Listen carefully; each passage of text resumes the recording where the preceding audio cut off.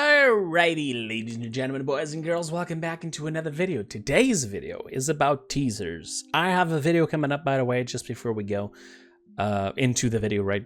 I have a video coming up about some skins that a friend of mine called Old Victor has been working on. And if you guys want to see them, they are like the Mastery level 175 skins, you know, white and gold, looking super gorgeous. He's been putting a lot of effort into it, and I really want to talk about that. So if you want to check out that video and you don't want to miss it, so I can show you KCU the skins and talk a little bit about how the whole process is actually orchestrated or done or whatever, feel free to follow the channel, okay? And since we're also just doing the shout outs part, on the left side here above me you'll see the entire social medias thing. I do stream on Twitch, okay, and I will be streaming after this video has been up, so feel free to join me. All right, I'm gonna be trying to finish up the grind for level 50 Kasumi, so if you want to join me, that's awesome. If not, then hey, no harm, no fault, no, I don't know that saying, I'm not English, all right, I'm Portuguese, and yeah, since we're at it, hola for every Portuguese fan. And now let's get into this. So Paladins game tweeted out this with the sentence above saying, "The scary season is upon us and it looks like Kasumi is trying to tell us something. What could it be? Question mark, ghost emoji." Now, when you put this to play, it doesn't have many things like that you need to pay attention to. This seems to be like sort of like a Ouija board, but the Japanese style. And what a lot of people are saying that the translation is, I'm not even bothering myself to translate this because of a simple reason. Everybody's already been through it. This was already posted yesterday. I know it's one day after and I'm doing a video about it, but that's because I have a theory about it.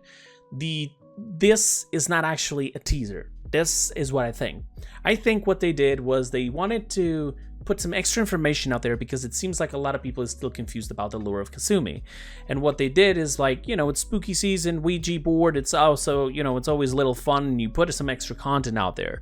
And in the video, you let it play, and what it does, it is she's selecting a couple things that, according to what some people are saying, this translates to House Aiko. It's a little 10, I don't know what exactly is that supposed to be. It's like a coin, I'm guessing a Japanese coin of a 10 cent or whatever. I don't know what the corner it is. I'm guessing one of you guys are going to tell me down below. But basically, what it seems to say, it is House Aiko. Now, why would it be saying House Aiko to begin with? Right? Oh my god, my tabs are still all open. Okay, so let me explain my theory to you. I think the Lian is responsible for the death of Kasumi. In fact, not just that, but I feel like Lian, for a very long time, has been doing some naughty stuff here and there, leading to what we are right now. So this theory goes way back, even further than Kasumi. I mean, it depends. I'm guessing Kasumi died a long time ago because, you know, we are introduced into the lore that it's Lian on the House Aiko Ruby Throne. And just for people to understand, apparently the Ruby Throne is a complete separate thing from the House Aiko. Okay? And we know that there's beef between Lian and Zen, but we never truly understood why. But they don't seem to be like brother and sister, right? So my theory is that, as you can see, this character is now mentioning House Aiko, and she mentions in her entire lore how she was betrayed by the world, by her beloved ones, by the people around her, etc. And what I think it is that Kasumi was actually the rightful heir to the Ruby Throne. And what Lian did was she ordered the assassination of Kasumi and then blamed it on Zen, because Zen was supposed to be the heir to the Ruby Throne as well. Now, I'm guessing that due to how we see Kasumi dressed and so on, she's not actually the one that was like direct into the Ruby Throne. And so what they did, it was like, if we kill Kasumi, then blame Zen over it, we kill two birds with one stone. So we get Zin out of the way. We killed also Kasumi so she doesn't step up once Zin gets arrested. And boom, now we just have the Ruby Throne for ourselves. And I'm guessing this is what happened because it makes a lot of sense due to all we've known. Like, if we go through the old lore, there's mentions about how Zin was supposed to be heir to the Ruby Throne and how he now has the 1,000 Hands Guild, right? It doesn't make any sense.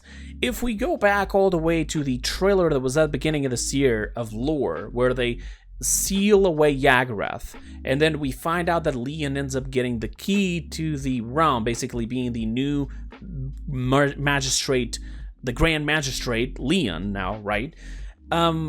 We also get to see that later on in the end of that trailer, we get to see her on one opposite side and Zen on the other opposite side. So I'm thinking that Zen is actually now going to fight back.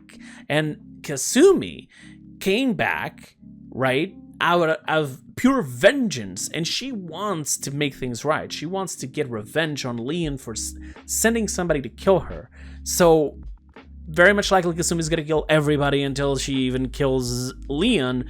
But this is a whole new thing. Before we had the entity of the Abyss, obviously. We had the entity of the Darkness, the Magistrate, House Aiko, the Resistance, the 1,000 Hands Guild, etc., etc. But now we have a brand new one that it's literally only Kasumi, but she doesn't see anything from right or wrong. It's like, kill everybody until I get my revenge done. And so she's definitely going to go after Lian. We don't know if this is even possible to be stopped. I don't think this is related to the next champion. Also because it doesn't seem like a teaser unless the next champion is some sort of a tank for House Aiko. And the reason why I'm saying this is because it has been mentioned by some of the developers on social media that the next champion is going to be a tank.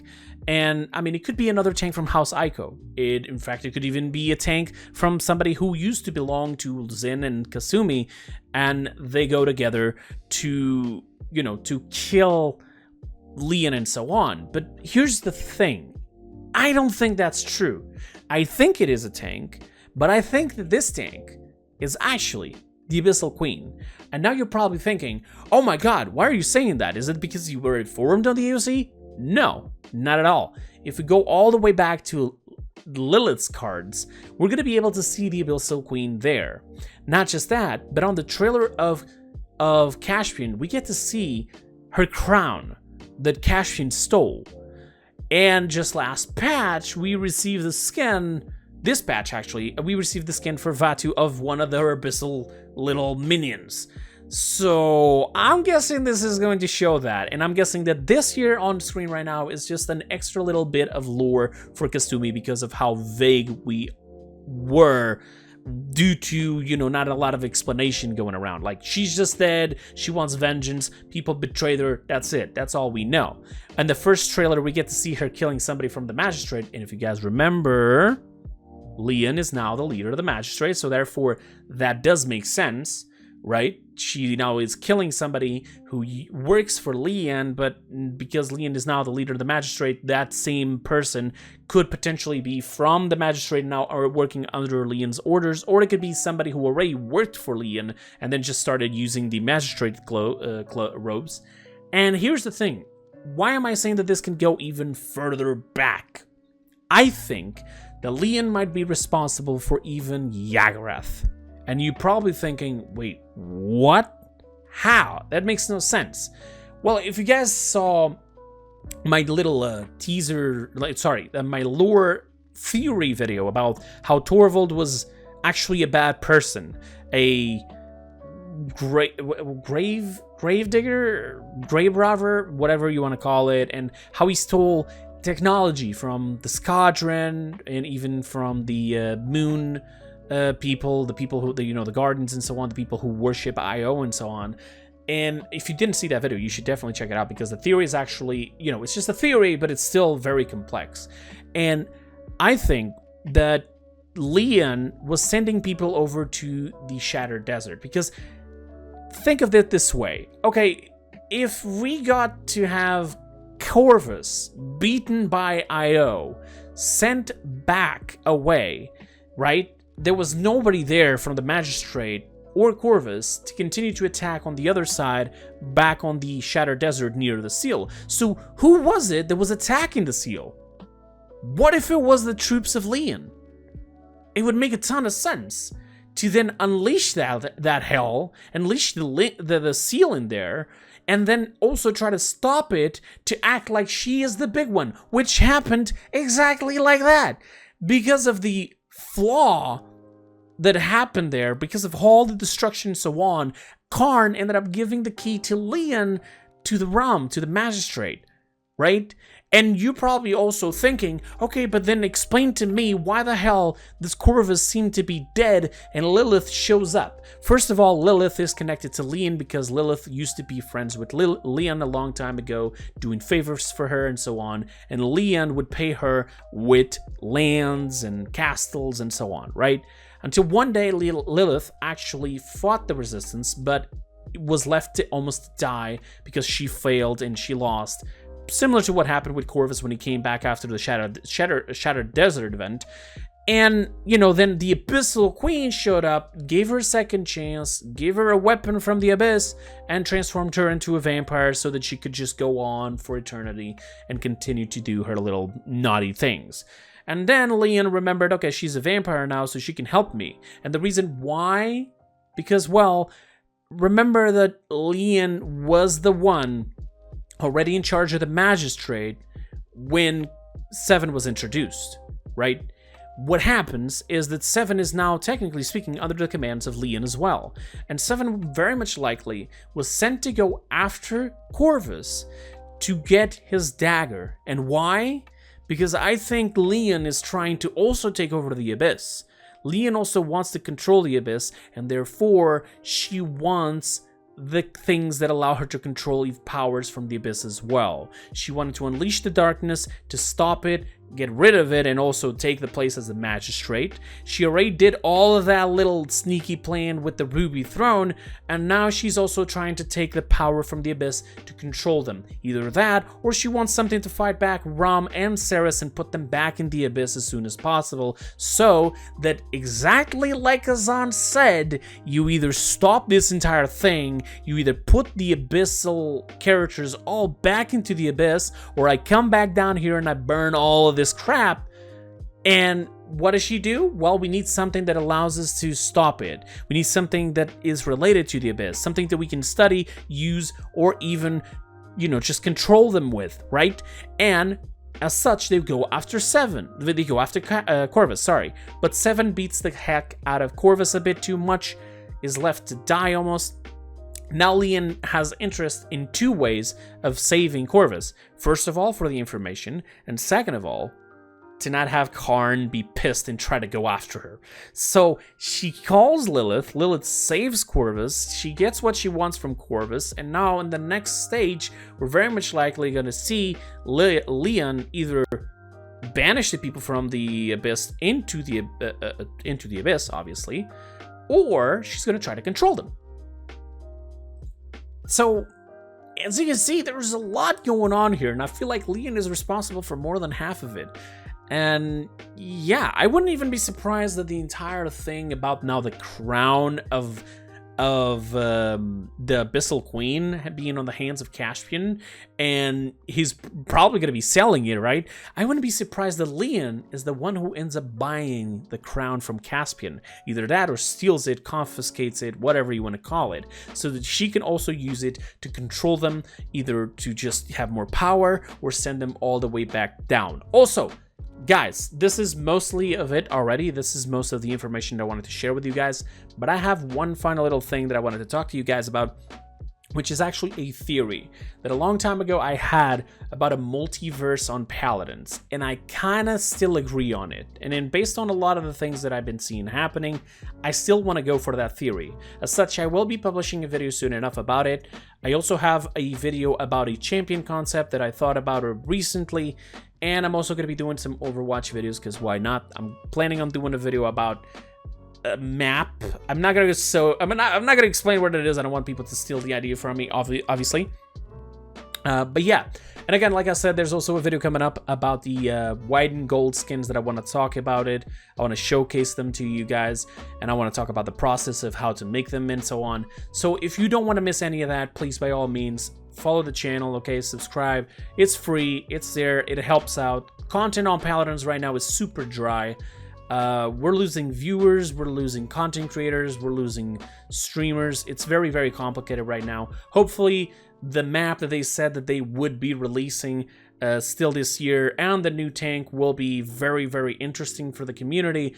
Maybe we'll even get some new events, some new types of content coming up in the next year. I know I've seen some things that have been shown to us about 2023, and they all seem pretty awesome.